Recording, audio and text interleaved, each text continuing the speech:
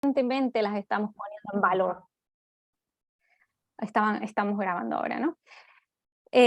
Así que yo quiero llevarlos un poquito al pasado, al presente, y pensemos en el futuro, y también que piensen, todos los que están presentes, qué es lo que deberían hacer para formar parte de esa perspectiva, de ese futuro inmediato. No lo veamos tan lejano, veamos algo que ya va a llegar prontito, y que cuando salgamos de la universidad tenemos que tener bastante aceitado. Entonces ahora apretamos ese botoncito para mirar en todas las direcciones, pasado, presente y futuro, y no sin antes contarles que tenemos que sí o sí entender que estamos inmersos ya en una revolución industrial que viene desde hace tiempo, y que quizás con la pandemia y con el COVID todo el mundo aceleró y todo el mundo se dio cuenta que estaba dentro y que estaba inmersa, pero que ya viene desde 2011 aproximadamente, que es esa cuarta revolución.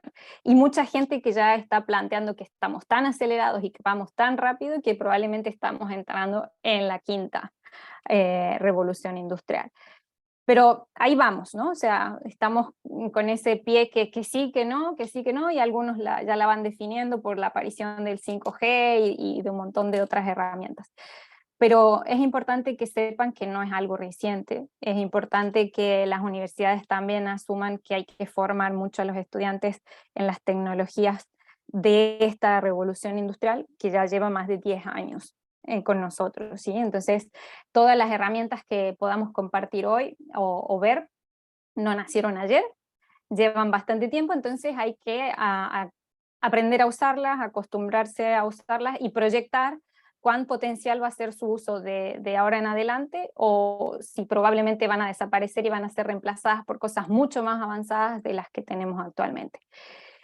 Para entender por qué les hablo de revoluciones industriales y de tecnología y qué significa eso para nosotros, es importante que tengamos en cuenta como sociedad qué nos aportaron esas revoluciones y por qué nos fijamos en ellas, o por qué les ponemos un nombre, o por qué las medimos.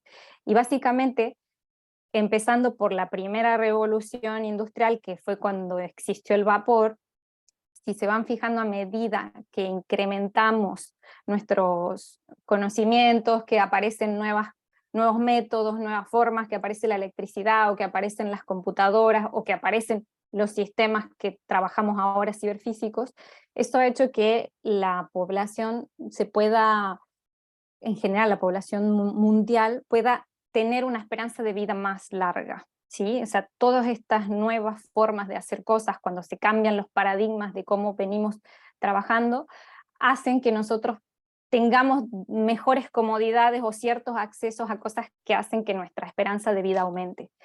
Y eso se mide y eso se proyecta, y tenemos que saber que la proyección hasta el 2100 es que lleguemos casi a 11 billones de personas en el planeta. Entonces, si vamos a llegar a ese volumen de población, si vamos a ser tantas personas, ¿cómo hacemos para administrar nuestros recursos?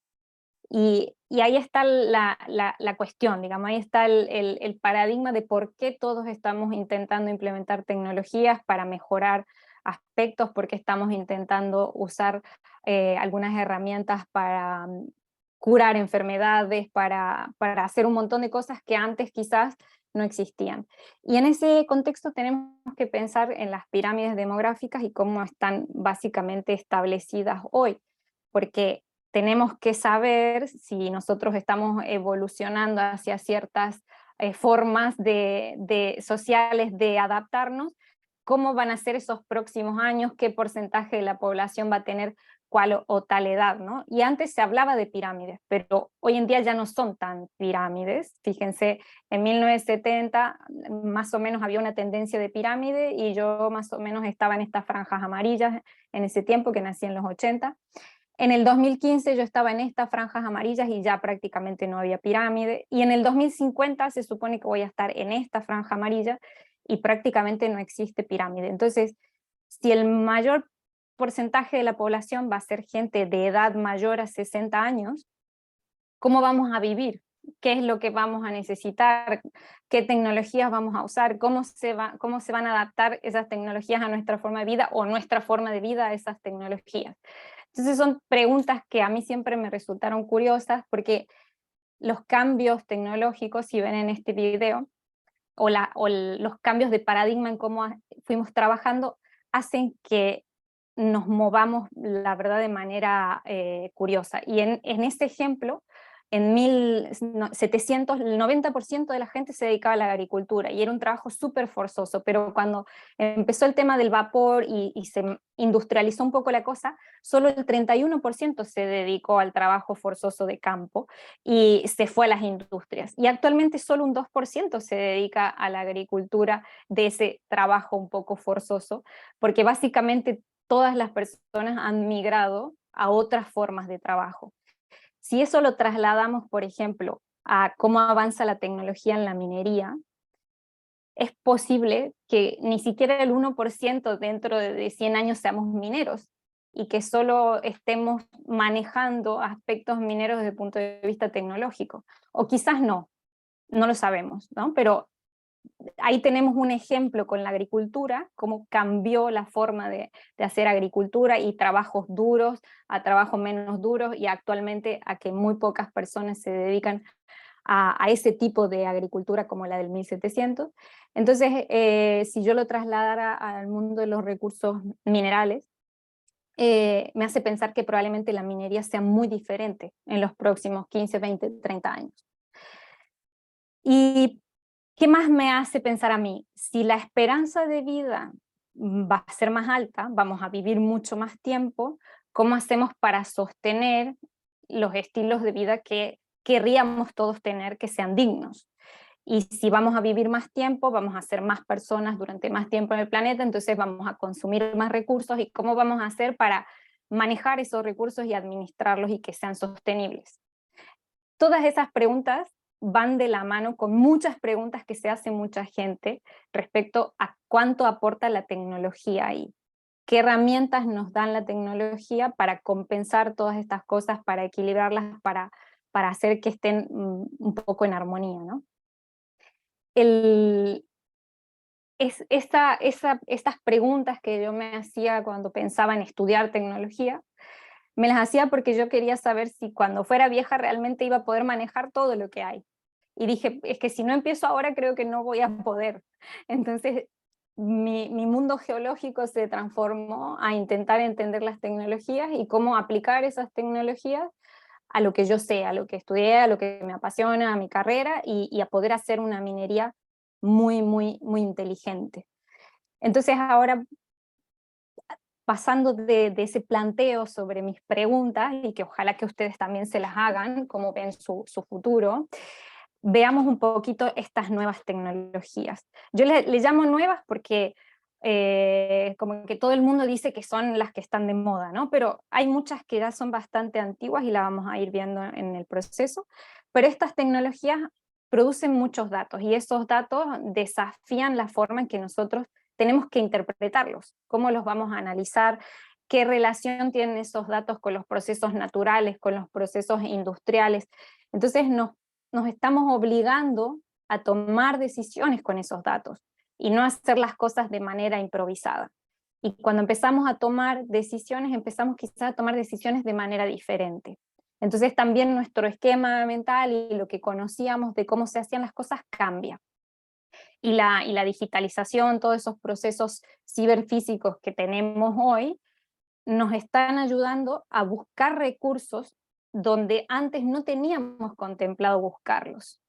Y estamos hablando principalmente de recursos espaciales, recursos submarinos, y también los recursos terrestres, que quizás hoy están muy profundos y que hace 20 años atrás no los explorábamos, pero ahora sí, porque los depósitos superficiales no son tan abundantes o no van a alcanzar para abastecer a esos 11 billones de habitantes que seremos en 2100. Entonces un poquito les traigo las herramientas tecnológicas que estamos usando ahora, para que ustedes piensen cómo esas herramientas van a evolucionar. Y ahí simplemente una introducción en este video de los elementos de la naturaleza que están contenidos en los minerales y en las rocas, para formar una única tecnología simple que todos tenemos al alcance de nuestras manos hoy, que es un teléfono, pero que básicamente es nuestra tecnología vital.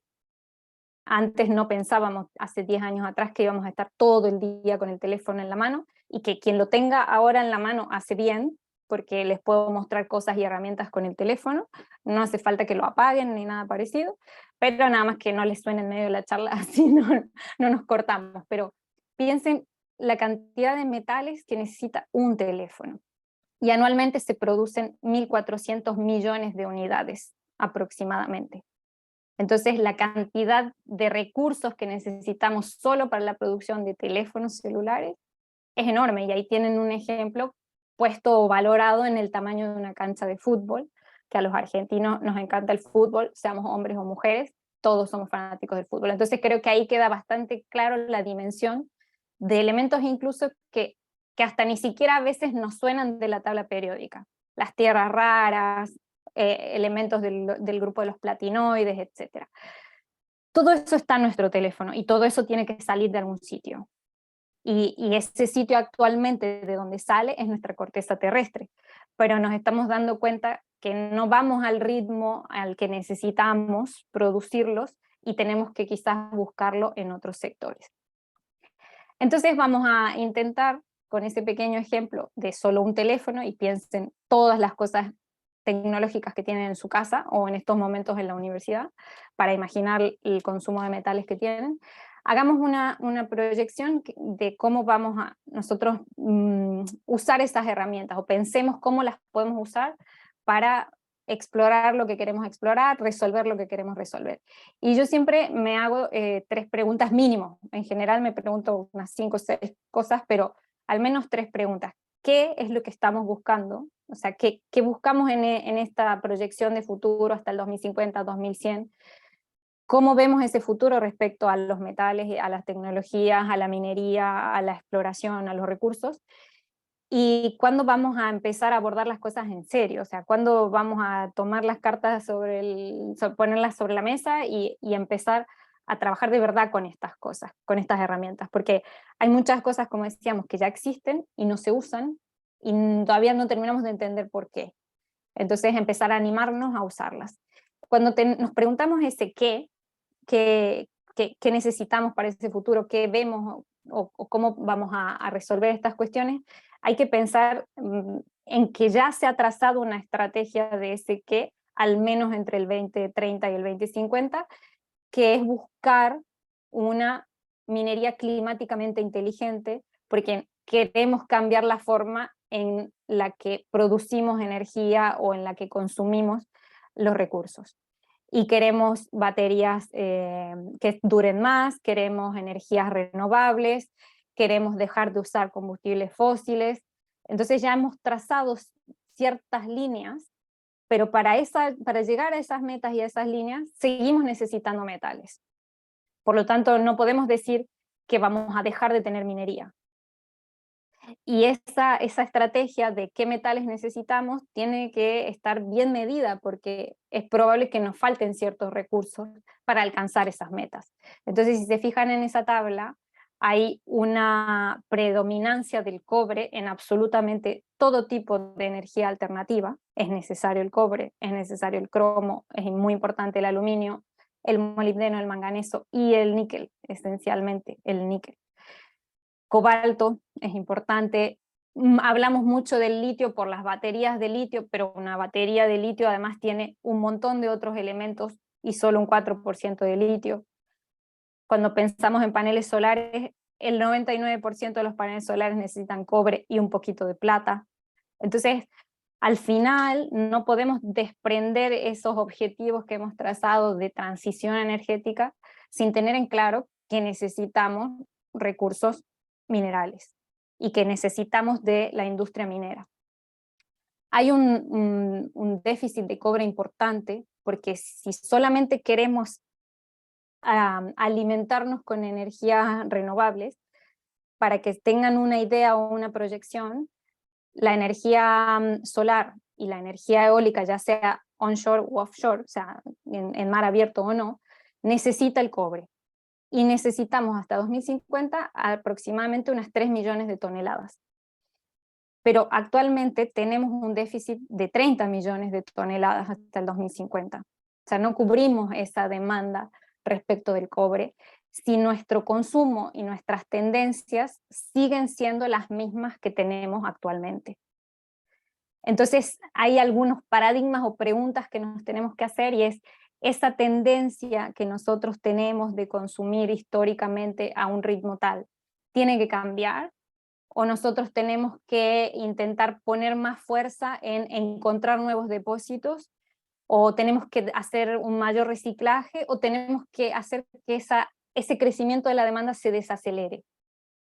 Quizás tenemos que hacer de todo un poco de eso, no que predomine una cosa o la otra. Quizás tenemos que hacer un conjunto de acciones para ir a esas mínimas 3 grandes líneas.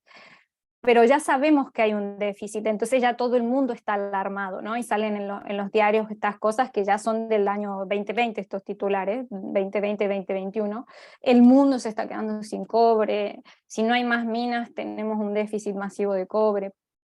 Y sabemos que las minas no se descubren de un día para el otro, y los proyectos de exploración suelen tardar entre 10 y 15 años, o sea que para el 2030 ya no llegamos, ¿no? Y para el 2050 probablemente tampoco. Entonces, ¿cómo trabajamos estos desafíos, estas necesidades? Hay unas páginas bastante importantes que les recomiendo estudiar, como por ejemplo el Instituto Europeo del Cobre, en donde va planteando todos los enfoques de economía circular en torno al cobre. Cómo podemos reutilizar el cobre, cómo podemos optimizar muchos aspectos con este metal, cómo podemos intentar emitir menos CO2 utilizando energía eólica, pero para eso necesitando cobre. Y en general hay datos interesantes como que hasta un 85% durante el reciclaje se requiere hasta un 85% menos de energía de producción primaria a nivel mundial, y eso ahorra unas 40 millones de toneladas de CO2 al año. El cobre se puede reciclar indefinidamente. Los sistemas de energía renovables usan 12 veces más cobre que los tradicionales, y por eso necesitamos más cobre, porque queremos más energías renovables, ¿sí? Entonces todos estos datos nos tienen que ir dando pautas de cómo tenemos que buscar esos recursos, como geólogos, como personas de las ciencias naturales, como químicos, como profesionales en busca de recursos, tener estos datos claros, saber que hay un déficit y saber hacia dónde estamos apuntando que queremos ir. O sea, tenemos los objetivos, sabemos la situación actual, entonces, ¿qué hacemos ahora para alcanzar esos objetivos? Hay muchas líneas en las que se están trabajando, como minería que le llamamos quizás no convencional o nuevas formas de hacer minería, y es explorar los recursos submarinos, explorar los recursos espaciales, trabajar un poco más con la biominería para que las bacterias se puedan comer, por así decir, el cobre y el hierro de muy baja ley que con procesos geoquímicos, metalúrgicos quizás no podemos recuperar, y entonces necesitamos de la parte biológica de ciertos organismos para rentabilizar eso. La minería urbana, que es intentar reciclar todo lo que más podamos, lo que estamos desechando. Y la agrominería, que también es una tendencia importante y que está en fase simplemente de pruebas. Actualmente no hay alguien produciendo metales por agricultura, pero sí hay hectáreas ya plantadas en suelos en los que no se podría tener un cultivo de tipo alimenticio, pero sí plantas consumidoras de metales que por procesos después de quema, de pirometalurgia y pirólisis, hacen que recuperemos metales. Entonces todos estos enfoques son para mí bastante atractivos porque necesitan tecnología, porque son desafíos interesantes para hacer cosas que antes no hacíamos, porque todos conocemos la minería convencional, la minería subterránea, la minería a cielo abierto, pero estas son otras formas de obtener metales en los que tenemos realmente que apoyarnos en la tecnología. Y les doy así datos curiosos. El cobalto realmente lo necesitamos para todo lo que estamos hablando, y solo un 4% está en la corteza terrestre. El 96% restante está en los fondos marinos. Entonces, si nosotros queremos esas baterías de litio que duran mucho, que no solo tienen litio y que principalmente tienen cobalto, tenemos que ir a buscar ese cobalto en algún sitio, porque sabemos que no nos va a alcanzar con el que tenemos en nuestros pies actualmente. Tenemos que ir a buscarlos bajo el agua.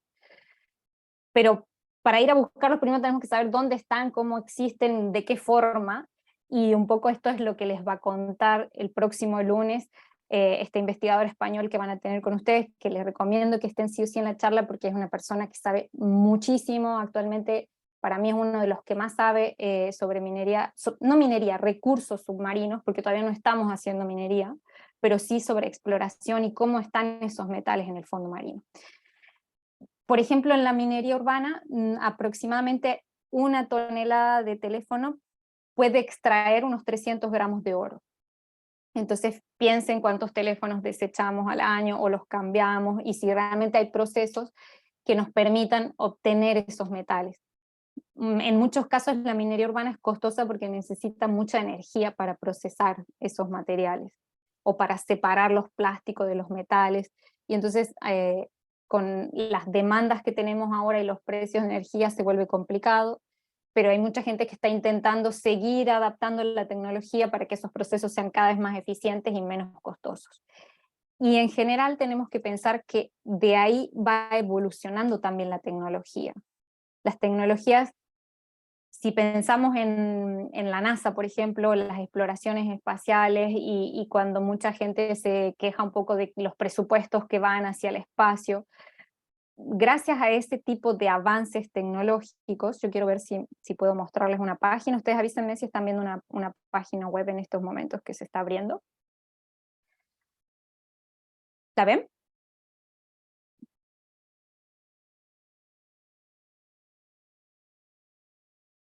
Alguien levante el micro y me dice si la ve o no la ve. Sí, se ve. Bien. Cuando empezamos a explorar cosas distantes, tenemos que desarrollar mucha tecnología, pero fíjense que yo entré simplemente a una página web y todos estamos viendo el suelo marciano con muchísimo detalle, y cualquiera lo puede hacer desde su casa, cosa que no pensábamos que podíamos hacer hace 10 años atrás. Pero todas estas tecnologías son las que hoy usamos para hacer muchísimas cosas a nivel académico y laboral con imágenes de alta resolución. Y al final, antes eran tecnologías muy costosas que hoy en día son accesibles para todos. Cada vez nuestros teléfonos tienen cámaras más potentes y podemos ver muchísimas cosas que antes quizás no teníamos contemplado. Entonces, toda esa evolución de los recursos espaciales y de intentar explorar el espacio han ido desarrollando tecnologías, a ver si se cargan los videos, porque veo... JPL has developed new omnidirectional anchors to enable mobility on natural rock at any orientation. Ahí les vamos a poner mudo. Veo que todas estas tecnologías, como les decía, al principio son extremadamente caras, no podemos acceder, pero a medida que se va encontrando aplicación a todo lo que nosotros podemos hacer, van bajando sus costos y van llegando más oportunidades de aplicación en las industrias en las que nosotros queremos optimizar.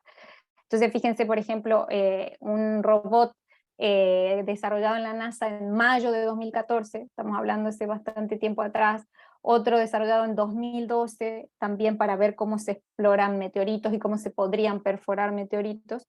Son herramientas que al final van evolucionando para que nosotros intentemos implementarlas en muchos de nuestros sistemas. Esto también se podría aplicar a extraer nódulos de fondo submarino, por ejemplo, o en una mina subterránea actual. Si hay zonas que son muy complejas para la seguridad de las personas, podríamos simplemente poner estos robotitos o estas maquinitas que entren y hagan cosas por nosotros. Al final tienen que pensar que cuanto más avanzamos en el conocimiento, más empieza a democratizarse porque más accesible se vuelve para todos. Y en la industria minera no es la excepción, o sea, estos robots que se parecen al que les mostré en 2014 de la NASA, son los que usa Río Tinto, una empresa minera, para aquí, por ejemplo, monitorizar toda la parte de medio ambiente. Aquí tienen todos los sensores para absolutamente todos los parámetros ambientales. Este monitorea el estado de las vías de ferrocarril por donde pasa el tren con los concentrados de cobre, de hierro, de lo que sea. Y todas estas cositas parecieran como de ciencia ficción que las hubiera hecho la NASA hace 2 días, y en realidad vienen hace mucho tiempo y cada vez se usan más. Y para la industria cada vez es más accesible. Y hoy en día las universidades están desarrollando estas tecnologías para hacerlas aún mucho más de bajo costo, ¿sí? Entonces hay que ir viendo todas estas cosas y estos avances. Pero Creo que lo que más les interesa hoy son los recursos submarinos. Y al fin de cuentas, los recursos submarinos como tales se están conociendo. Hay países que vienen mucho más avanzados, más adelantados, hay otros que vienen más atrasados, pero recién se está explorando. Y esto va a llevar su tiempo, va a tener sus dificultades y van a aparecer un montón de oportunidades. Entonces, si están en un programa en el que tienen que ver con esto, es importante que empiecen a identificar las tecnologías asociadas a esta exploración, porque es un ambiente en el que el ser humano todavía no puede estar libremente, salvo que estemos adaptándonos ya con escamas y aletas y nos salgan unas branquias, pero hasta ahora no podemos ser mineros del fondo oceánico. Vamos a necesitar de robots, vamos a necesitar de tecnología, vamos a necesitar de métodos indirectos. Piensen que ya se vienen descubriendo depósitos minerales de fondos marinos desde 1868, pero hasta hace muy poco se dio relevancia científica al hecho de explorarlos, y se asignaron los recursos necesarios o suficientes para que se pudieran hacer cosas.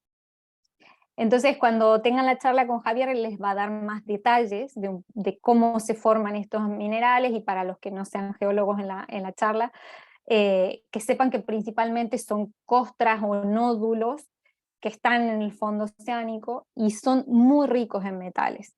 Principalmente son costras y nódulos de hierro y de manganeso, pero tienen asociadas tierras raras en una cantidad considerable. Hay sulfuros masivos en los que hay depósitos muy ricos en cobre, en plata, en oro, y estos nódulos también tienen bastante cobalto, que es donde estamos buscando ese cobalto, que es el 96% del cobalto que tenemos disponible y que está ahí en el fondo. Hay algunos sistemas esquemáticos de cómo podría ser esa minería submarina cuando intentemos hacerla. Hasta ahora la exploramos con robots, y podemos tomar mediciones de black smoker o white smoker de estos venteos o chimeneas hidrotermales activas, pero tenemos que entender todavía un montón de procesos sobre el tema del ecosistema, del entorno, del ambiente, de los posibles impactos. Entonces todo lo que vean en general, en gráficas, en videos, en internet, son ideas de posibles métodos de extracción, y que de a poco se van a tener que ir probando a nivel laboratorio y después a escala más grande y más grande para ver si realmente funcionan. Y una de las primeras empresas que empezó a trabajar en estas cosas, empresa a nivel ya privado, que no era algo estrictamente público o de investigación, fue Nautilus. Y Nautilus incluso creó un reporte 431, que son las normas internacionales para declarar recursos y reservas a nivel de superficie terrestre para el mar. Y fue uno de los primeros reportes técnicos desde el punto de vista de valoración de un activo y que podría haber cotizado en bolsa, que se hizo del fondo marino. Y se hizo en la zona de Clapperton, que es toda la parte del Pacífico. Esta empresa incluso desarrolló robots para intentar hacer una explotación. Por eso hizo esta declaración de 431, bajo normas internacionales, que son principalmente las normas que rigen en Canadá, para que las empresas puedan cotizar en la bolsa canadiense, y para que los inversores puedan ver si es viable aplicar a ese proyecto e invertir en ese proyecto. Y básicamente hicieron un relevamiento de todas las concesiones mineras que eran posibles. Aquí está, esto es todo obviamente regido por la Autoridad Internacional de Fondos Marinos, y aquí no solo hay empresas privadas que tienen concesiones, sino que hay joint ventures con el Estado, con los gobiernos, porque son aguas internacionales, o sea, todos forman parte. Y para eso hay que desarrollar legislaciones, y para eso hay que buscar abogados que sean expertos, y para eso hay que buscar gente de medio ambiente, y hay que buscar gente en todas las disciplinas, biólogos, geólogos, oceanógrafos. Pero hay una zona de exploración muy importante aquí en el Pacífico, en la fractura principalmente de Clarion, donde hay identificación de recursos. Ahí ya están medidos la cantidad de metales que hay. Entonces, si después buscan estos trabajos en internet, porque están todos, van a poder ir a más detalle. Y hay, obviamente, una autorización internacional de fondos marinos que regula la actividad de exploración y la futura explotación, porque todavía no existe, más allá de las jurisdicciones nacionales, porque cada país tiene su plataforma continental y su zona de influencia propia, pero después pasa a ser aguas internacionales. Y es lo mismo que el espacio, o sea, en el espacio al final hay normas internacionales, porque no hay un país que sea dueño de algún recurso espacial o algún meteorito o de una parte de la Luna o de una parte de Marte. Entonces hay ya organismos a nivel internacional que van marcando las pautas legales y éticas de cómo tienen que ser estas actividades. Y América Latina no es la excepción tampoco, porque la CEPAL tiene una comisión económica para América Latina y el Caribe, en donde ya se van tratando estos temas desde hace bastante tiempo. Fíjense, este documento es de 2004. Entonces, no estamos hablando de cosas que sean recientes, pero quizás falta más difusión para que entendamos en qué línea estamos o en qué momento estamos de todo este sistema. Incluso fíjense que en la página de la Comisión Europea ya hay un ítem de minería de fondos marinos, y ya hay relevamientos de datos y cuáles son las líneas de acción que la Comisión Europea quiere trabajar sobre los fondos marinos. Más recientemente, y quienes están trabajando muy fuerte en esto, es el Foro Noruego de Minerales Marinos. Noruega está trabajando de una manera muy proactiva. Han creado esta NMM, que es una asociación en la que se reúnen los actores de la industria y de la investigación. Entonces hay empresas privadas y entes universitarios, gubernamentales, que trabajan juntos para desarrollar conocimiento y experiencias. Y en particular, la industria noruega está muy destinada ahora a la exploración y a la extracción de recursos minerales marinos, porque ellos tienen una tradición muy grande y muy fuerte petrolera de offshore. O sea, saben manejar muy bien la parte de los recursos convencionales, por así decirlo, en fondos marinos. Entonces están trabajando de manera intensa en investigar estas líneas. Y en enero de 2021, el gobierno noruego ya inició un proceso de apertura para la extracción de minerales en la plataforma continental noruega. O sea, el año pasado ya hay un proceso de extracción, un pedido de extracción para hacer pruebas. Entonces, cuando entren a visitar esta página, porque es muy interesante, van a ver que hay una presentación que ellos tienen, aquí tienen la ruta, en donde hay ejemplos de todos los actores relevantes que están participando en estas cuestiones. O sea, cuáles son las empresas, fíjense, de datos sísmicos, de datos geológicos, de ingeniería, de operaciones marinas, de perforación, de automatización, digitalización y tecnología, de mantenimiento, que están diseñando herramientas, recursos y conocimiento en pos de intentar crear una industria de minerales marinos en Noruega. Y ellos creen que tienen las competencias necesarias por ser expertos en el petróleo y el gas en sectores marinos. Y plantean un esquema, o sea, ellos trazan un camino potencial para convertirse en el principal proveedor mundial de minerales marinos. Ya la tienen a esa visión, ya están trabajando en eso, ya tienen un plan. Y fíjense que su plan para 2050 es tener al menos 20 proyectos en producción. Un dato muy interesante. Y ellos están ahora como en una espera de resultados del estudio de impacto, o sea, toda la parte ambiental, en caso de que hagan una producción de minerales. Y hay empresas privadas, hay organizaciones gubernamentales, todas asociadas como en un consorcio, para que la próxima industria de Noruega sea la de los minerales en alta mar. Esa línea de tiempo es muy interesante que la vean, porque realmente es bastante rápida.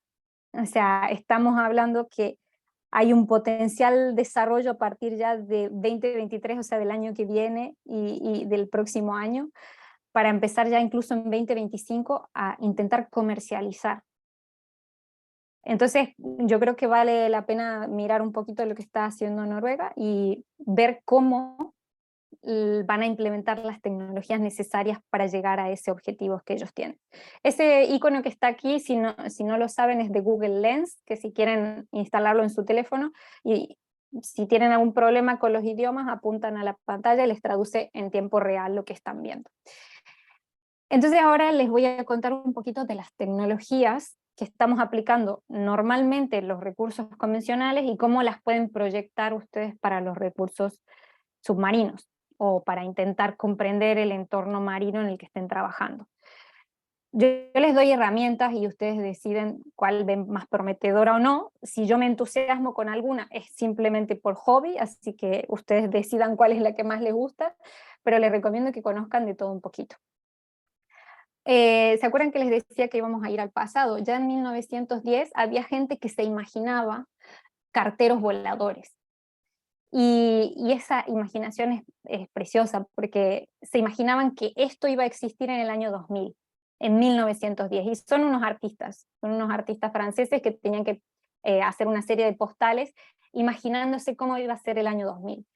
Y fíjense que hoy, por ejemplo, el Correo de España tiene drones para la entrega de cosas, de correspondencia, de mercaderías, y saben que muchas otras agencias de correos lo tienen, ¿no? Se usan los drones para transportar medicinas, hay muchos hospitales que tienen dron para enviar transfusiones de sangre más rápido, etc.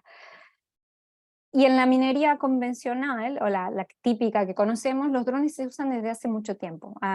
Por lo menos desde 2006, 2007, es como más frecuente el uso de drones en la minería, y va dependiendo, por supuesto, de cada país, ¿no? En algunos países más, en otros países menos. Pero incluso en Argentina, en 2008 ya teníamos un dron de este estilo, como el de la foto A, bastante interesante, en la mina en Alumbrera. Pero hoy en día los drones los tiene todo el mundo, o sea, hasta las universidades están explorando con drones. Este trabajo que ven aquí de Scientific Report es del 2020 y es de una universidad que ya está detectando elementos de tierras raras a través de la exploración de drones en Australia. El mercado de los drones es enorme, es súper útil, la verdad que la velocidad de información es maravillosa, y hoy en día ya nadie se plantea que el mercado sea la construcción de drones, sino los datos que podemos obtener de los drones. Hay un valor enorme en la cantidad de información que nos dan los drones en tan poco tiempo y con relativamente muy bajo costo y de una calidad de información muy buena, que es el potencial que tiene. Pero hay mucha gente que todavía no le está viendo ese potencial como tendría que ser en los recursos, la búsqueda de recursos. Entonces es importante que si esta herramienta sienten que les sirve, empiecen a indagar realmente en la cantidad de datos que podrían adquirir con estos sistemas. Y en general, para que vean un poquito de ejemplos, en las minas se están usando ya desde hace bastante tiempo para cartografía geológica, para monitorizar los gases de las perforaciones, cuando se hacen las voladuras, cuando se ponen los explosivos, para monitorizar cómo se distribuye la partícula de polvo, las partículas de polvo en suspensión, hasta qué distancias, y con los drones eso es mucho más rápido, mucho más fácil de hacer y mucho más seguro también. Entonces, desde el punto de vista geológico, le permite a los geólogos cartografiar áreas que pueden llegar a ser inaccesibles, tanto en minería subterránea como minería a cielo abierto, da información en tiempo real mucho más rápido que si nosotros tuviéramos que hacerlo caminando. O sea, yo si tuviera que cartografiar una pared de una mina de 200 metros me puede llevar 2-3 horas y en el dron me puede llevar 15 minutos. Y a su vez esa información ya está digitalizada y ya la puedo trasladar a todos los sistemas con los que yo trabaje para obtener resultados, datos en tiempo real, tomar decisiones en función de esos datos. Es bastante interesante porque es una herramienta que hoy en día es de bajo costo, que hoy en día es muy accesible para cualquier industria. En la minería subterránea no es la excepción, entran los drones a las galerías y hacen todos los relevamientos también, y hacen relevamientos con LIDAR y escanean paredes, hacen todo lo que sea necesario. Pero desde el punto de vista acuático también están los drones submarinos, no solo los subaéreos. Y ahora hay una línea súper interesante y una gama muy potente de desarrollo de drones submarinos. que están tomando bastante relevancia en los últimos años, y curiosamente, muy pocos están usándolo con fines geológicos o geocientíficos, y se están usando más para monitoreo de estructuras, de puertos, de barcos, un poco de lo que es infraestructura y mantenimiento de infraestructuras, y no como una herramienta súper potente de exploración. Pero de a poquito las cosas van cambiando, pero para que cambien necesitamos que las personas que estudian estas cosas y quieran implementar estas tecnologías, ¿no? Les paso un dato así muy, muy curioso. El Colegio de Geólogos de España, de aquí de Madrid, organizó un curso que se tenía que dar el 5 al 9 de mayo para enseñar a manejar drones submarinos. Y estaba dirigido a todo público geológico que quisiera aprender a manejar ROV submarinos. El curso se tuvo que cancelar porque no había inscriptos. Y es una herramienta que necesitamos sí o sí hoy en día los geólogos. Entonces es muy curioso que no estemos interesados en adquirir ciertos conocimientos de cosas que realmente son muy importantes para la minería, por ejemplo, o la exploración submarina, porque no vamos a poder bajar con un traje de buzo a hacer todas las horas que quisiéramos hacer. Por lo tanto, si salen estas iniciativas de empresas que quieren formar a personas para que haya operadores de drones submarinos y no se anote nadie, alguna cosa está fallando ahí un poquito, ¿no? ¿Qué otras cosas hay? Todo lo que le llamamos información en la nube o el cloud computing, y saben que esa es una de las herramientas muy importantes hoy para poder almacenar todo ese volumen gigantesco de datos que la tecnología nos da. Y hay muchos sistemas conectados hoy en día a la nube, y la minería hace tiempo que viene conectándose a la nube por su volumen de datos, y muchas otras industrias también lo están haciendo. Y en ese proceso de conexión, en general, la minería siempre ha estado bastante adelantada, o al menos la gran mayoría de las minas grandes en el mundo han estado conectadas a sus sistemas en la nube, o al menos intentando tener servidores más genéricos, trabajar de manera remota, poder acceder a distancia, intentar tener equipos autónomos. Los beneficios de la nube son muy grandes, y muchas personas dicen que también tienen mucho beneficio ambiental. El hecho de disminuir los servidores, las salas de servidores, y una serie de cosas asociadas al consumo de energía, a liberación de CO2 y todo ese tipo de cosas, dicen que hacen que realmente la nube sea algo que puede ayudar a este aspecto del cambio climático. Veremos si es verdad con el tiempo o no, a medida que más gente sume sus datos a ese sector. Cuando hablamos de equipos autónomos, fíjense que en 1899, también estos hombrecitos que tenían que pensar cómo era el 2000, se imaginaban hombres voladores, ¿no? Y nosotros vimos las películas de Volver al Futuro cuando volaban las patinetas, y nos hacía mucha ilusión, y fíjense cómo se tenía que filmar este tipo de cosas, ¿no? Pero en el 2019 Francia hizo demostración militar con hombres voladores de verdad. Entonces esas cositas que alguien se imaginaba en 1800 van sucediendo. Y esto que pensamos o que llamamos autónomo o robots o lo que sea, está aplicándose también en la industria minera. Y realmente tenemos equipos autónomos, tenemos simuladores, tenemos herramientas que nos están ayudando a hacer el trabajo. A ver si se empieza a reproducir el video abajo también. En zonas que son muy complejas, en zonas remotas, en zonas de climas adversos, porque realmente los recursos minerales no es que los podemos encontrar tan fácilmente en el patio de casa, y a veces están en sitios que son bastante inhóspitos, ¿no? Entonces hay ya perforadoras autónomas, hay camiones autónomos, como va a ver más adelante, hay equipos que nos permiten practicar y simular los trabajos reales para aprender primero y para poder cometer errores sin tener un impacto significativo en el medio ambiente, en las personas, en los costos. Entonces todas estas cosas sí se están usando en la industria. Y si vamos a la siguiente, van a ver que los camiones autónomos e incluso robots diseñados por universidades están entrando a las minas a hacer su trabajo o a intentar mejorar el trabajo de las personas. Entonces, por ejemplo, con los equipos autónomos de camiones de transporte se disminuye un montón los accidentes de tránsito, las malas maniobras, se optimizan los tiempos. Hay una serie de ventajas, y con el video que tienen abajo del robotito se intenta ayudar a equipos de rescate para no exponer a personas al riesgo. Hay muchas aplicaciones, y todo lo que ustedes se imaginen que quieran que hagan estas máquinas, se podría programar e intentar que hagan.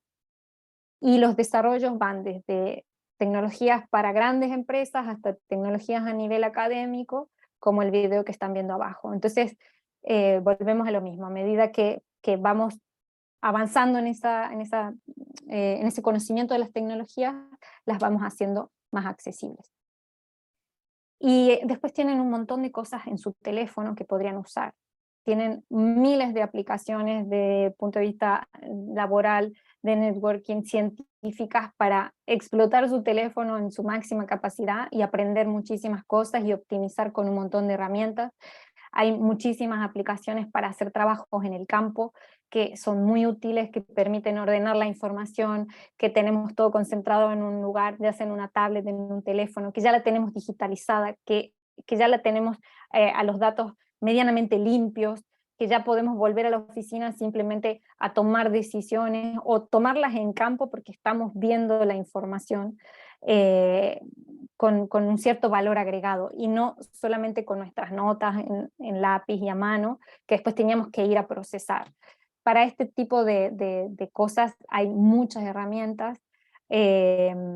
Ya los teléfonos pueden geoposicionar una imagen, pueden escanear un código QR o un código de barras, nos permiten guardar información en la fotografía geológica, biológica, lo que se les ocurra desde el punto de vista del ambiente o lo que sea, y sincronizar esta información desde nuestro teléfono con software que tengamos de cartografía, de bases de datos, y ya ir haciendo un trabajo mucho más intenso y a la vez más limpio, y que ya va quedando todo almacenado, y que alguien en una oficina puede estar viendo mi información de campo casi en tiempo real, y puede estar viendo en un mapa el afloramiento en el que yo estoy parado en ese momento. Una serie de cosas que también hacen que el trabajo sea más dinámico, más colaborativo y mucho más transparente también, ¿no? Y bueno, hay información realmente muy importante. Hay una app que a mí siempre me gusta mucho mostrar, que tiene todas las revistas científicas importantes y que les permite leer los abstracts en su idioma, porque lo puede traducir al idioma que ustedes quieran. Si quieren leer un abstract árabe, un abstract ruso, un abstract en inglés, y entenderlo en su idioma y ver cuál es la ciencia que está vigente actualmente, y entender hacia dónde van los descubrimientos y cuánto eso puede aportar a nuestro trabajo y a lo que hacemos. Entonces me puse a buscar, hay un paper bastante interesante, que si después quieren lo buscan y lo leen, que es el impacto del cambio climático en el ciclo de vida de la producción de metales para baterías, y hacen una comparación entre explotar ciertos metales en entornos terrestres y explotarlos en entornos submarinos, a partir de esos nódulos polimetálicos de aguas profundas. Y hay datos muy curiosos en ese paper, y por ejemplo dicen que el uso de nódulos submarinos puede reducir las emisiones de CO2 en un 80% para níquel, 76% para cobre, 29% para cobalto y 22% para manganeso. Y fabricar 1.000 millones de baterías a partir de nódulos podría reducir el CO2 atmosférico en 11.5 gigas de toneladas. O sea, este tipo de ciencia que después hay que ver cómo la comprobamos y si se pueden medir esos indicadores cuando realmente haya extracción, es interesante porque ya se va haciendo estudios, se van mostrando datos, y uno puede ir viendo cuáles son las tendencias en la investigación de realmente una explotación comparada entre la tierra y el mar. Esas cosas están también en la app esa que les mostré, así que pueden ver. Después hay muchísima información relacionada a la parte geológica de microscopios, de poder ver las rocas en la pantalla de la computadora como si estuviera en un hiperarchimicroscopio si no lo tuviera en la universidad o si no tuviera acceso a uno por algún motivo. Realmente hay desarrollos muy interesantes, muy interesantes, y acá les estoy mostrando unas rocas de Argentina, unas rocas volcánicas, y fíjense que estoy mostrándoles en tiempo real con mucho zoom y estamos viendo detalles microscópicos que a veces en los microscopios no los vemos tan claros, salvo que sea un microscopio súper archinuevo, pero esto es producto de lo que les mostré al principio del desarrollo de las cámaras para Marte. Que al final estamos trasladando la tecnología de esas cámaras de fotos, de cosas que queríamos ver en Marte, a láminas delgadas de rocas para que todos podamos ver detalles, podamos hacer medidas, podamos contar la cantidad de granos, podamos, no sé, lo que quieran que se imaginen que pueden hacer. Y esto es de un museo, o sea, esto es una información libre del Museo de Inglaterra, en donde se pueden ver todas las rocas del viaje de Darwin, o sea, todas las rocas que fue relevando Darwin en su expedición, y tienen para verla al microscopio, tienen para ver la muestra de manos, por mapas, por edades geológicas, por un montón de cosas. Hay realmente herramientas tecnológicas muy interesantes. Aquí les estoy mostrando un poquito de Machine Learning, o sea, qué estamos haciendo con Machine Learning a nivel de recursos minerales. Estamos intentando clasificar, clusterizar, identificar a través de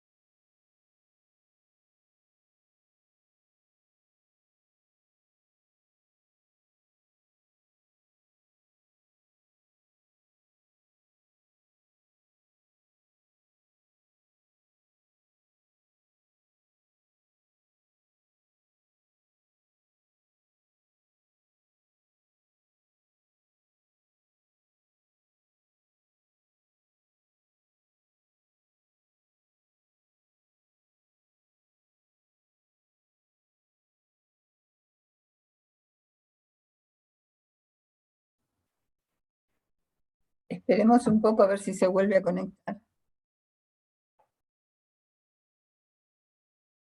Yo le estoy diciendo por teléfono. Ok, Dice que ahora vuelve a entrar. perfecto, gracias. En 2 minutitos. Ta.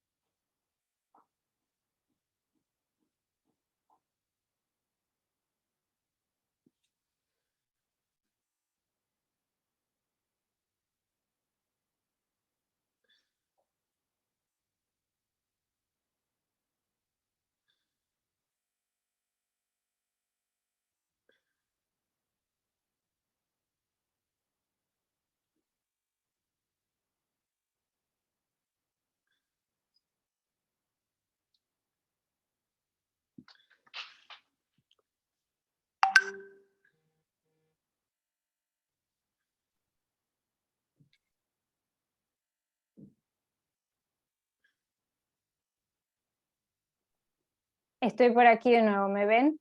Sí, ahora sí. Ahora sí, bueno,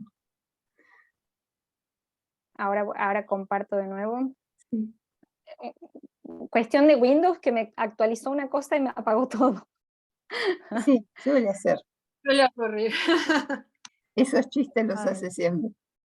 Sí, de terror. ¿Quieren hacerme alguna pregunta hasta que ponga la presentación de nuevo? Así dejo yo de hablar un segundín y me preguntan algo.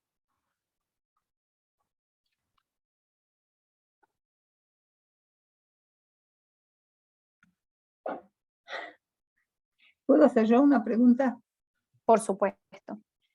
¿Cómo está estructurada? Porque evidentemente si están usando tecnologías para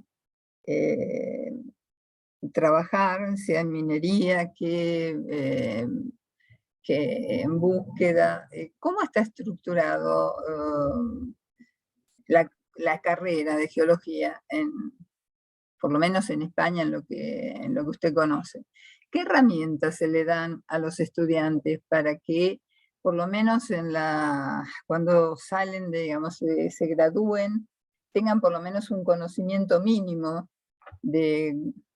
porque evidentemente, digamos, yo soy informática, o sea que ese tipo de habilidades se adquieren con bastante trabajo, digamos, ¿no? Se adquieren con lógica, se adquieren con algunos cursos en los que se les enseña mínimamente a programar. O sea, inclusive Excel, si uno lo quiere usar, es una herramienta muy poderosa y seguramente uno utiliza el 5% de lo que son las funciones de todo tipo de Excel. O sea, ¿cómo es en Europa Exactamente. la preparación de los graduados? Es muy buena tu pregunta porque es prácticamente nula en cuanto a tecnología. Bien. Sí, o sea, hay un gap generacional muy importante en el que hay chicos que entraron a la universidad ya programando, eso sí es real. O sea, cuando yo empecé a hacer mi doctorado con 35 años, mis compañeros de 23 años programaban y yo no tenía ni idea de programar, pero porque aquí en la escuela sí les enseñaban programación en nivel primario y secundario. Y les enseñaba mucho programación con gamificación. Eso sí es más común en las escuelas. Pero cuando llegan a la universidad hay un gap, porque los profes no están en la línea de la currícula de la escuela, porque quizás los profes de escuela también son más jóvenes y empezaron a incorporar mucha más tecnología a nivel de los institutos que a nivel universitario. Entonces sí programan sus cosas y hacen sus cositas con R, y muchos trabajan con Linux, entonces sí o sí saben programar, pero se quedan con eso básico y por ahí no se avanza más. Y salvo alguien que sea muy proactivo, un estudiante muy proactivo, intenta adquirir Machine Learning solo, por sí solo, porque ya sabe un poco de R, entonces sabe un poco de Python y demás. Pero no es una herramienta que la universidad le dé. Y hace poco tiempo, al menos unos 4 o 5 años, se empezó a intentar poner más software en la universidad, pero a través de grupos de estudiantes, no porque los profes sean los que lo solicitan. Entonces se van formando los student chapter y el student chapter de depósitos minerales ya pide a alguna empresa de software de modelamiento geológico 3D si le puede dar licencias académicas, y entonces todos los que integran el chapter ya pueden usar ese software para intentar hacer sus trabajos de fin de grado o sus trabajos de máster o sus trabajos de doctorado, pero al final lo van gestionando entre la propia curiosidad de los estudiantes. Pero no hay una currícula que marque una línea tecnológica, al menos en España. Sí lo hay en otras universidades, que es un poquito lo que vamos a ver ahora. Díganme si están viendo la pantalla, que dice TensorFlow. Sí, sí se ve. Bien. Como bien preguntabas, al no haber mucho eso, y obviamente mucho menos cuando yo egresé, que yo egresé en 2005, 2006, entonces por suerte hay herramientas de código libre que uno puede empezar a usar para practicar. Por ejemplo, TensorFlow. TensorFlow viene al final de una biblioteca de código abierto para aprendizaje automático y que se desarrolló por Google, el equipo de Google Brain, y después decidieron, al principio ellos lo usaban para entrenar redes neuronales y detectar patrones y correlaciones y demás, pero después lo dejaron abierto para que la gente empiece a probar, o sea, los chicos que programan, para que todo el mundo empiece a testear cosas. Y a veces hace falta curiosidad solamente, porque yo estoy ahí jugando a intentar aprender cómo entrenar a mi webcam para que detecte si estoy triste o si estoy contenta, y cuando la entreno y aprende, cambia mi fondo de pantalla. Pero a veces son cosas que parecen tontas, pero uno los va haciendo como razonar cuál sería la lógica detrás de eso. Y cuando uno quiere ir un poquito más allá, por curiosidad, puede, por ejemplo, probar el Teachable Machine, que permite hacer como un entrenamiento de Machine Learning de detección de objetos, y uno va probando con su webcam también, y va viendo cómo van funcionando los modelos, cuándo se equivoca, cuándo acierta, por qué se equivoca, cómo le podemos engañar para que se equivoque a propósito y nosotros entender por qué se está equivocando. Entonces, si se fijan ahí, yo estoy jugando a que identifique una lapicera verde, y le enseñé al algoritmo con la lapicera verde. Pero después le pongo una lapicera de otro color para ver si aprende, y sí distingue que es una lapicera. Pero después le pongo mi mano, mi dedo, y confunde mi dedo con una lapicera. Entonces ahí voy haciéndole trampas y pruebas para ver realmente qué es lo que hace. No porque yo sepa programar, porque no lo sé, pero yo quiero entender cómo funcionan las cosas para que cuando alguien me entregue un producto basado en Machine Learning o basado en alguna tecnología que yo no domino al 100%, al menos yo entienda de qué se trata, para saber si el resultado que estoy obteniendo, geológico o ingenieril o ambiental, tiene coherencia. Porque sí sé de geología, o sí sé de ingeniería, o sí sé de medio ambiente, y voy a ser consciente si ese resultado tiene sentido, tiene lógica o no. Entonces hay que tener como esa curiosidad para intentar entender lo que hacen las cosas. Y por suerte hay herramientas accesibles en internet que nos permiten liberar esa curiosidad, ¿no? Entonces hay un amigo que siempre me hace burla porque dice que yo le hago esto al Machine Learning, que yo le confundo todo el tiempo para que se equivoque, ¿no? Entonces siempre me manda esta foto diciendo que yo soy la que hace estas cosas. Cuando nos planteamos cosas sobre software y empezamos a plantearnos la realidad virtual y la realidad aumentada, realmente hay aspectos que antes no considerábamos en lo más mínimo, y después de la pandemia, ¡pumba! Ahí sí que fue un cambio de paradigma para todos. Porque ya en 1958 alguien se imaginaba educación a distancia de esta forma, que había gente estudiando a través de una profe en la pantalla, y fíjense que ahí atrás hay un dron, un taxi volador que es un dron, y está pasando un tren este estilo de alta velocidad. Y en la pandemia estuvimos todos aprendiendo detrás de una compu con profes literalmente detrás de una pantalla, y no importaba la edad, niños, jóvenes, mayores, todos estábamos aprendiendo de la misma forma. Y antes no nos lo habíamos planteado en lo más mínimo, incluso muchísimas instituciones educativas no estaban preparadas para esto, ni siquiera aquí en la Universidad de Barcelona tenían la cantidad de computadoras que los profes necesitaban para dar las clases. Entonces ahí hubo un cambio de paradigma muy, muy intenso, y no nos quedó otra a todos que aprender o aprender, ¿no? Y al final, por necesidad, todos aprendimos a usar Zoom, todos aprendimos a usar Teams, a lo que sea. Y incluso la gente muy mayor que nunca se imaginó que iba a ver a sus bisnietos por teléfono. Pero todas estas cosas hacen que estas herramientas como la realidad aumentada, la realidad virtual, que ya se vienen trabajando también hace bastante tiempo, sean accesibles hoy en día para todos. Dejen de ser cosas costosas y sean herramientas que podemos utilizar para aprendizaje. Realmente, en cuanto a aprendizaje, hay un mayor interés de participación, se capta más la atención del participante, se estimula la interacción, es como que se aprende de una manera diferente y a la vez más personalizada, un poco enfocándome a lo que más me interesa aprender, a lo que quiero aprender, pero obviamente siempre partiendo de un contenido guiado, porque al final alguien diseña este contenido que es el que quiere que el estudiante visualice. Pero ahí en esa app que les estoy mostrando, estamos viendo muchísima información sobre el planeta Tierra, que si yo se los tuviera que explicar en PowerPoint, tendría que poner como 40 diapositivas mínimo. Y ahí lo están viendo en el teléfono y jugando y haciendo lo que quieran. Y esa herramienta de ahí, es para jardín de infantes de 5 años de una escuela de aquí de Cataluña. Les enseñan las capas de la Tierra a los nenes en jardín a través de esto. O sea, sí hay un cambio de paradigma en la educación, al menos a nivel de España, en la escuela, y se interrumpe en la universidad, y eso es curioso, porque debería haber una continuidad, ¿no? Yo cuando vi esta app me quería morir porque después me di cuenta que la escuela que lo había hecho en el año 2005. O sea, más me quería morir aún, porque ya había niños que venían viendo estas cositas desde hace muchísimo tiempo.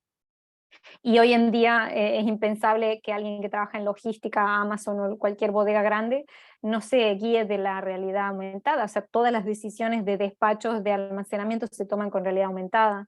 Si yo quiero hoy en día comprar un sofá aquí en casa, IKEA tiene una aplicación, una tienda muy conocida aquí, tiene una aplicación en la que yo escaneo mi living y pongo el sofá, le cambio de color, lo muevo, hago todo lo que quiera antes de ir a comprarla o antes de pedirlo por internet. Y lo mismo, me paro en la calle, aquí hoy en día en mi barrio, que vivo en un pueblo de 3.000 habitantes, me paro en la calle y apunto con el teléfono hacia el lugar y me dice dónde tengo el restaurante más próximo, cuántas estrellas, dónde voy a comer bien, dónde voy a comer mal. O sea, la realidad aumentada está en todos lados con nosotros por nuestros teléfonos. Entonces, los niños ya lo tienen bastante incorporado, ya están aprendiendo de esta forma. Por lo tanto, cuando ellos lleguen a la universidad, obviamente que el plan de estudio tiene que haber cambiado, porque si no estos chicos van a querer dejar la universidad automáticamente. Nosotros quizás estamos en una transición, o quien me está escuchando hoy está diciendo, pucha, pero a mí no me enseñaron así cuando era niño. No, pero probablemente a su primito o a su hermanito más pequeño o a quien venga por detrás sí le estén enseñando así. Entonces, esto que tú decías es muy importante porque es el pensamiento computacional, que es con lo que se está enseñando ahora desde la escuela. Voy a ver si pueden, no sé si podrán escuchar este video, pero si no, después tienen el link. ¿Se escucha? Sí, Muy se escucha. bajito. Al igual que el pensamiento matemático, artístico, lingüístico y otros, se refiere a un modo de procesamiento de la información, de desarrollo cognitivo y creativo. Esto implica ejercer sistemáticamente las habilidades de pensamiento crítico y de resolución de problemas. Seymour Papert, pionero en la incorporación de lenguajes de programación en la escuela, algunos de términos en los años 80. Escuchemos en sus propias palabras.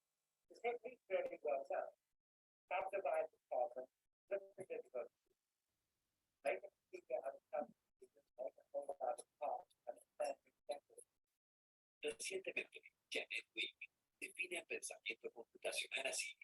Se trata de una habilidad fundamental para desenvolverse en la sociedad del conocimiento. Es una forma de pensar para todos y en todas partes. Enfrentar los proyectos así resulta complementario a otras formas de razonamiento.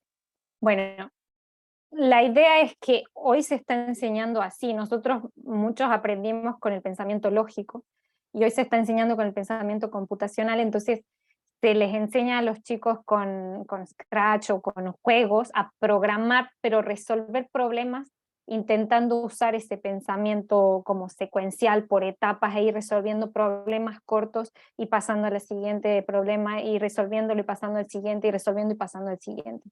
Entonces los chicos en la escuela ya aprenden un lenguaje de programación básico. Eso es muy difícil que nosotros lo alcancemos en la edad adulta en la que podamos estar ahora, pero es importante saber que las generaciones que vienen por detrás ya vienen con este bagaje, con ese know-how. Y incluso a nivel universitario hay varias universidades que están enseñando estas cosas a los chicos a través de la gamificación. Entonces, por ejemplo, el Mood Mining es un concurso en donde se les pide a los estudiantes universitarios que hagan juegos, videojuegos para el teléfono, para concientizar sobre la minería o dar a conocer la minería o la importancia de los minerales. Y todos estos juegos que están aquí están diseñados por estudiantes de universidad. Y este movimiento les financia los desarrollos, pero van aprendiendo ellos con la gamificación a construir realmente procesos mineros. Después también tienen cosas como lo que están haciendo las universidades. Bueno, les decía que Noruega era muy pionero en implementar tecnología, y encima que está con esto de los fondos submarinos y demás, ya llevan bastante tiempo en la universidad implementando herramientas tecnológicas para los estudiantes. Están con realidad aumentada, con realidad virtual, en Estados Unidos también. O sea, a nivel universitario hay países que son más avanzados y pioneros, hay otros que estamos bastante rezagados. Fíjense que con las gafas de HoloLens se les explica a los estudiantes sobre mineralogía, para que puedan estar inmersos con los minerales. En la imagen de arriba están haciendo trabajo de campo, y para que los estudiantes cuando van solos al campo intenten entender lo que el profe les explica, se ponen unas gafas en 3D y entonces en realidad aumentada el profe va dibujando sobre la pared y va describiendo lo que quiere que los estudiantes entiendan. Y en muchos casos los estudiantes van solos al campo y los profes están desde la oficina o desde el escritorio, y los estudiantes les están transmitiendo a través de la tablet lo que están viendo en el campo. O sea que hay cosas que sí se están usando. Y ojalá que en poco sean mucho más masivas todavía, ¿sí?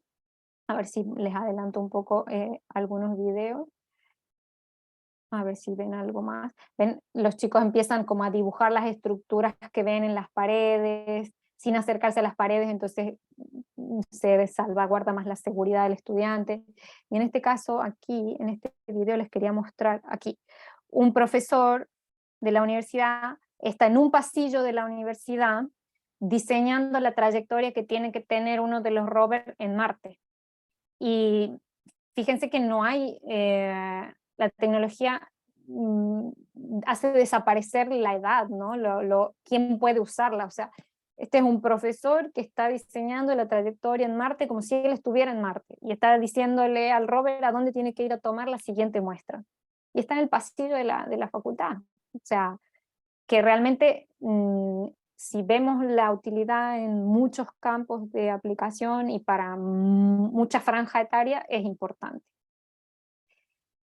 Voy a intentar ir más rápido porque hay cosas muy bonitas en todos los aspectos para mostrar y tengo miles, pero piensen que solamente en el año 2015 salió este video que están viendo ahora, que era cómo se imaginaba una empresa que iba a ser la minería del futuro. Y cómo íbamos a trabajar, cómo íbamos a ser los mineros. Fíjense que ya no hay gente con ropa sucia y la chica está como en una oficina con su camisita normal y está manejando gemelos digitales y está manejando realidad aumentada, y después van a ver que hay una persona ya manejando realidad virtual y está conectada a un montón de fuentes de datos, de tableros, de información, y está tomando decisiones mineras con los datos. Y quienes están dentro de minas son equipos autónomos. Eso era lo que se imaginaban en 2015 que iba a ser la minería del futuro. Este video es súper interesante y tiene muchas cosas para ver, pero para que entiendan un poquito más, esto es lo que están haciendo las universidades hoy. Universidades australianas, por ejemplo, están enseñando a los alumnos a construir minas a través de gemelos digitales, para que se puedan equivocar, cometer errores, modificar, buscar la forma de optimizar recursos, de optimizar aspectos ambientales, optimizar logística, transporte, insumos, todos los procesos a través de realidad virtual, realidad aumentada. Y ni siquiera estamos hablando de que era como nos imaginamos una mina, o sea, esto sí se está usando en muchas universidades.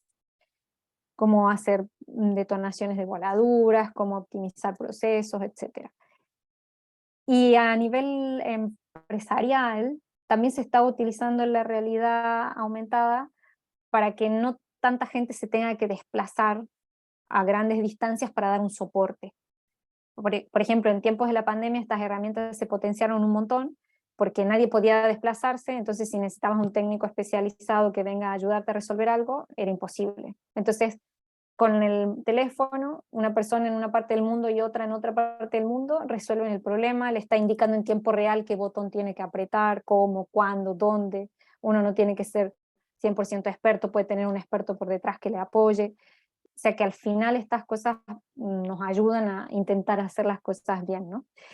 Y desde el punto de vista del petróleo, que fue una de las industrias que primero incorporó todas estas tecnologías, ya hace bastante tiempo que se viene trabajando con la realidad aumentada y la realidad virtual para tomar decisiones importantes, porque los pozos petroleros sabemos que son muy costosos de perforar, en condiciones bastante difíciles y demás.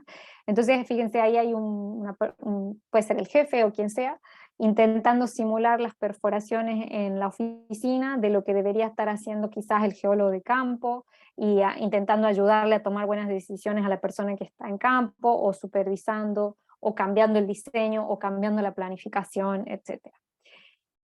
Y también hay a nivel académico este tipo de herramientas que son los laboratorios virtuales. Hay muchísimas instituciones que no pueden, por los costos, no pueden tener un laboratorio real, entonces se crea un laboratorio virtual, ya sea biológico, geológico, médico, el que fuera, para que los estudiantes puedan practicar, puedan aprender, puedan tener esa experiencia inmersiva, y al final no se incurre en costos ni de infraestructura, ni se incurre en riesgos de que los estudiantes se quemen con ácidos, ni que explote algún material en el laboratorio, no se gastan materiales ni reactivos, ni vidrios, ni consumibles, y funciona. O sea, los estudiantes, a la vez que van intentando moverse en un entorno virtual de laboratorio, van aprendiendo, porque van mezclando conceptos teóricos con la parte práctica, pueden repetir el experimento 1000 veces hasta que les salga. Entonces al final esto se está usando mucho, incluso hay una universidad chilena que ya tiene laboratorios virtuales a nivel de Latinoamérica, y es bastante interesante.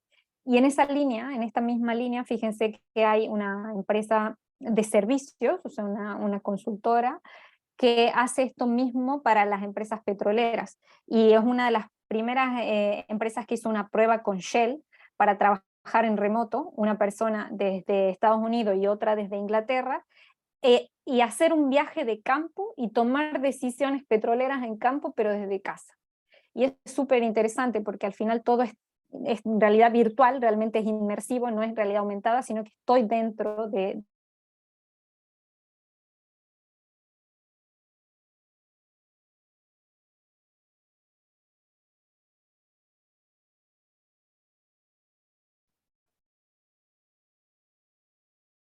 lógica, con información